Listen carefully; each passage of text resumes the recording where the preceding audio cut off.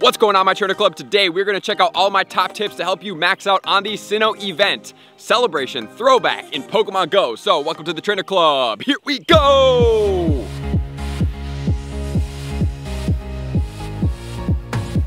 Welcome back, everybody. Let me know in the comments below, are you excited to switch from the Hoenn to the Sinnoh? I am excited because I am praying that the shiny potentials pick up, because the Hoenn was a humongous struggle, as I mentioned in my video yesterday, in comparison to the Johto. So if you haven't checked out that video, you're definitely going to want to check my pinned comments below, because we go over the entire task line for the research quest that's going to lead you into the shiny Cresselia potential with the move of the Grass Knot. So today we're going to get into all my top tips regarding the Sinnoh event. There are going to be some changes, including, as I have mentioned in many of my other videos, this event is going to be the one that we are actually going to get a recommendation for the egg hatches. So I'm going to go over all those top tips, starting right now with the date. So as far as the date goes, it's going to go from today, Friday, the 22nd, 1 p.m. local time, and then it's going to go all the way until the 29th at 1 p.m. local time. And the bonuses are going to include 1 hour duration of 3 different things. We have the star piece, the lucky egg, and the incense.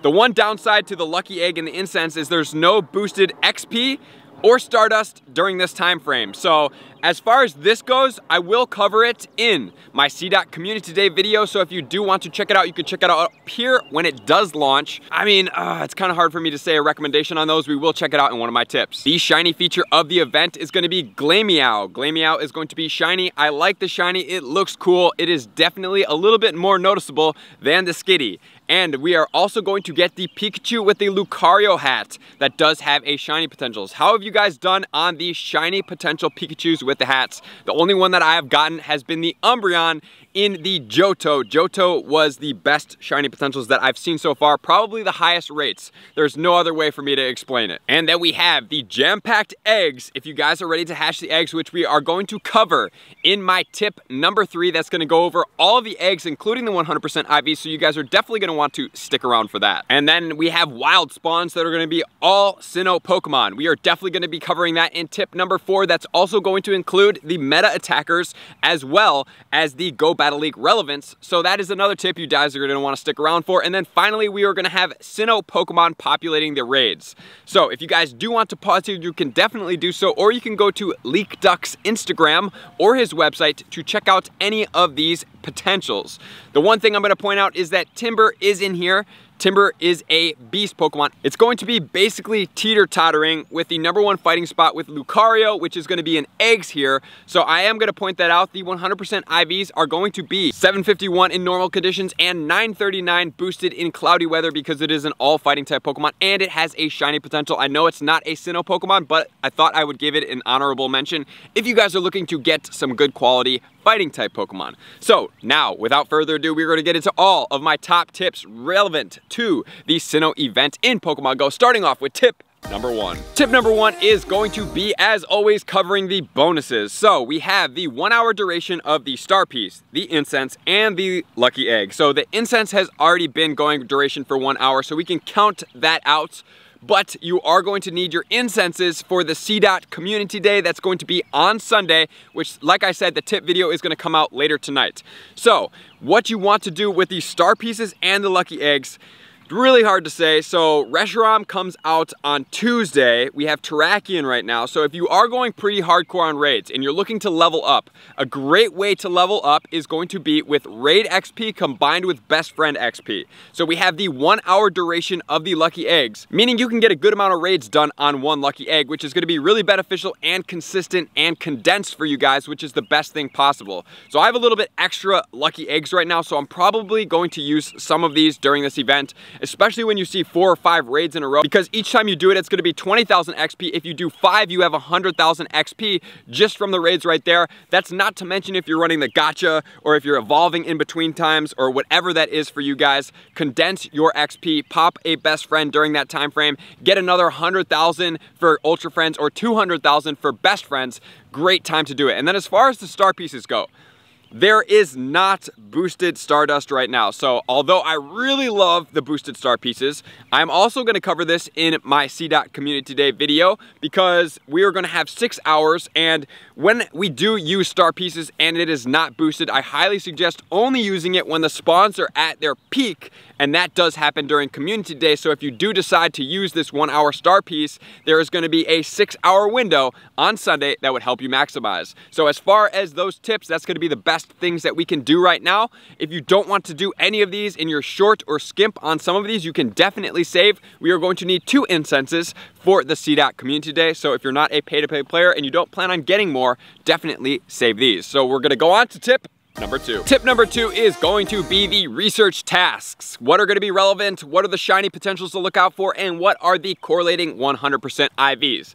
So just to be upfront with you guys, there is no second tier evolution. So hopefully you guys have been taking my tips from the previous events and have been stacking those for future Community Days and Stardust events, because right now they are all tier 1 evolutions, meaning they have not evolved yet. They are all the base forms of the Pokemon. So we're going to check out the research tasks right now. Number 1, we have catch 2 Pokemon for a Turtwig. 100% IV is going to be 508. It obviously does have a shiny. And then we have catch 3 normal Pokemon for a Glameow. 100% IV 400. It now has the new shiny potential out there. So catch 3 normal Pokemon, very easy to do. Let's get this shiny. And then we have battle another trainer for a Starly. 100% IV is going to be 308. And then we have hatch an egg for a Shieldon. Shieldon in hatch level can qualify for both of the rank 1 PvPs for Great League because it's just about 1500. Even with the buddy boost, it can still be hatched at that level or caught at that level in this regard. So the 100% IV is going to be 381. Play with your buddy is going to be a Buneary encounter. Buneary, 100% IV, 539 with a shiny potential. Give your buddy a treat is going to be a Piplup. Piplup,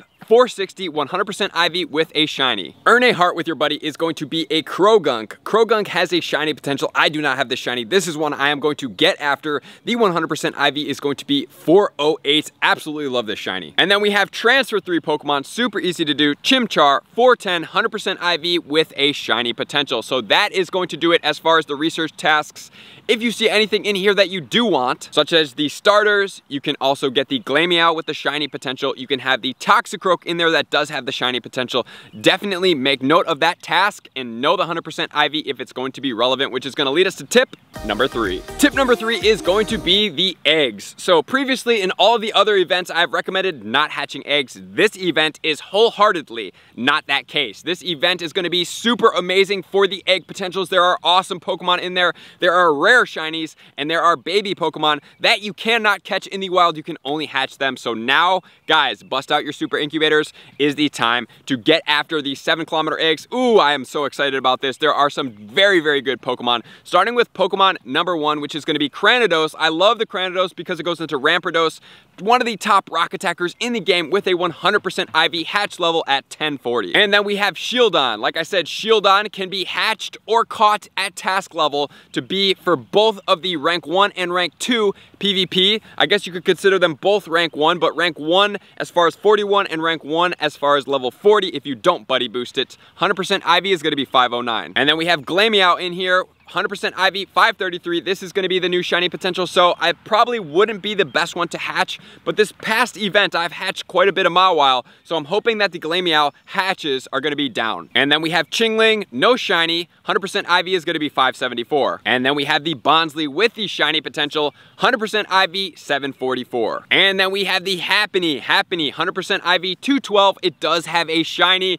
For any of you guys that did not hatch a shiny Happiny, I fortunately did. If you guys do want to check out my Happiny hatch video, you can check it out up here. And then one of my favorite ones of all, we have the GIBLE. It is also a reward in the entire quest line for the Sinnoh, so if you guys do want to check that out, like I said, pin comments below for my entire Sinnoh quest line. 100% IV is going to be 635 with a shiny potential. And then we have Munchlax. Munchlax 100% IV is going to be 1081 with no shiny as of yet. And then another big player as far as the shiny potentials that is newer, we have the Riolu. 100% IV is going to be 567. I absolutely love the shiny Riolu. And finally, we have the Mantike. Mantike 100% IV is going to be 713. The shiny is not out yet. So guys, Have I not made my case that the eggs are much more dominant? And if you guys have been listening to my tips, you have been holding off on your incubators if you don't have a complete abundance and don't plan to spend a ton of money on the incubators, because right now is the time to hatch your eggs, which is then going to lead us to tip number 4. Tip number 4 is going to have to deal with the wild spawns and the relevance of what they can be in the Go Battle League and also the meta raid attackers. So as far as the spawns go, we will definitely have more spawns than this, but as far as what Leak Duck is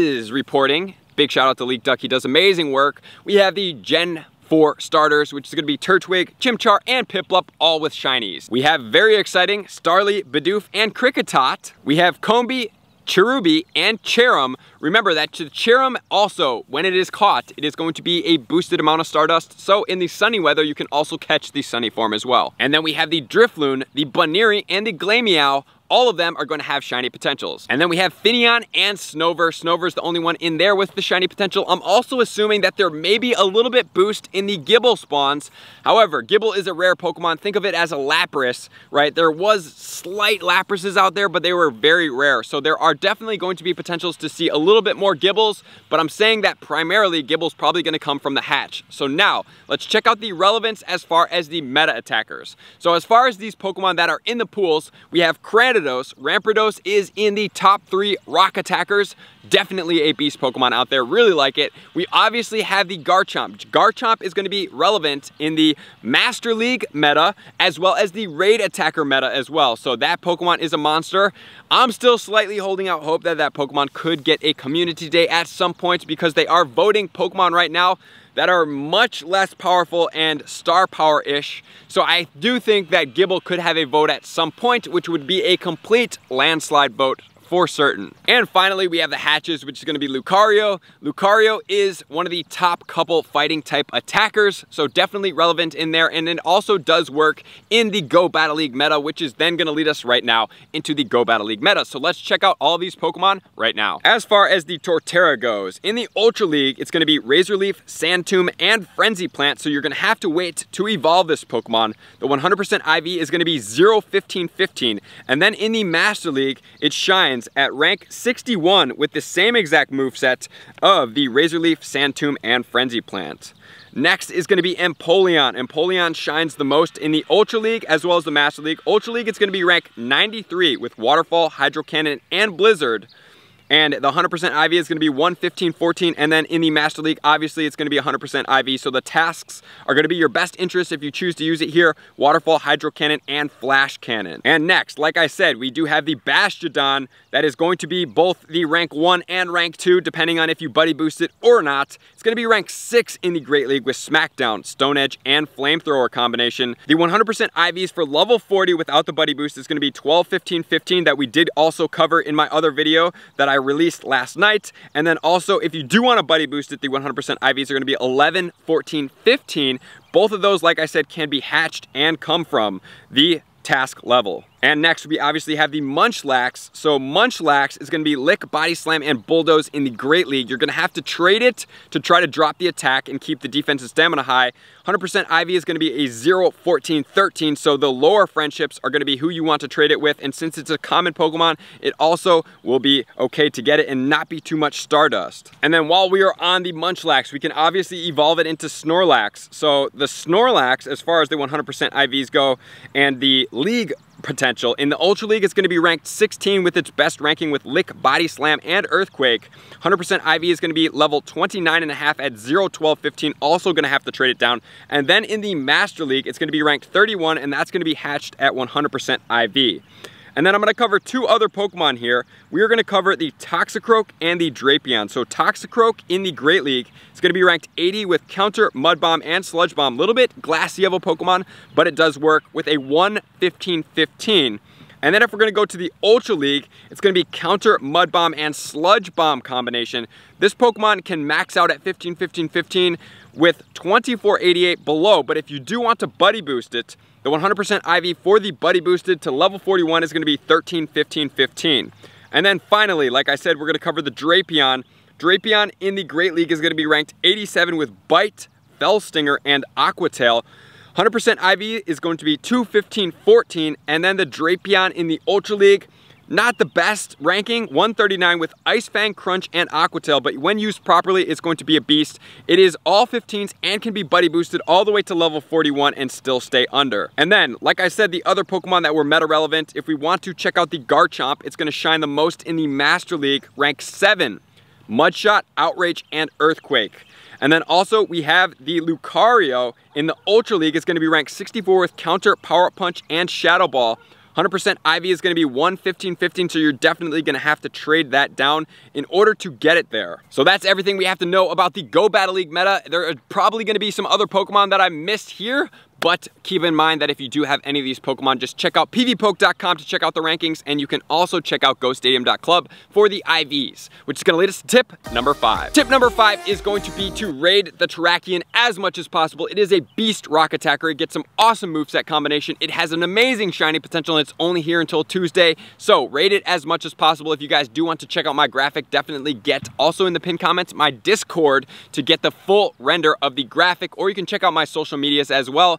Instagram and Twitter at the Trainer Club with 2 B's, and Facebook is going to be with 1 B. So that's what I'm going to suggest you guys do, and don't forget the 100% IVs for regular 2113 and boosted under cloudy and partly cloudy weather. It's going to be 2641, and then 2 other things that I do want to mention. On Tuesday, we do have the 2x transfer candy. So any of these legendaries that you do want to transfer, you're going to transfer them on that day during that time frame. And also, we have Reshiram coming out that day as well. So what you could do is go through and do a couple of powerful raids right before the transfer event comes out, and then you could transfer them as well to even stack up more on the Reshiram candy and get a boost, even though probably a lot of us are going to want to choose to trade one of those guys per day.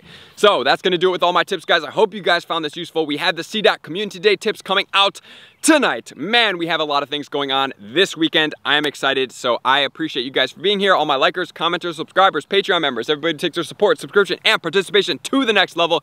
I'm gonna see you guys out on the next video. Peace! I just want to take a moment and sincerely thank all of my Patreon members, everybody that has taken their subscription to the next level and chosen to support me on this platform. I greatly appreciate you guys. As a growing channel and really trying to grow and improve as much as I possibly can, I really appreciate the extra support. You guys mean the absolute world to me. I cannot wait to connect with you soon, and I appreciate you guys all for being a part of the Trainer Club. I will see you guys out on the next video.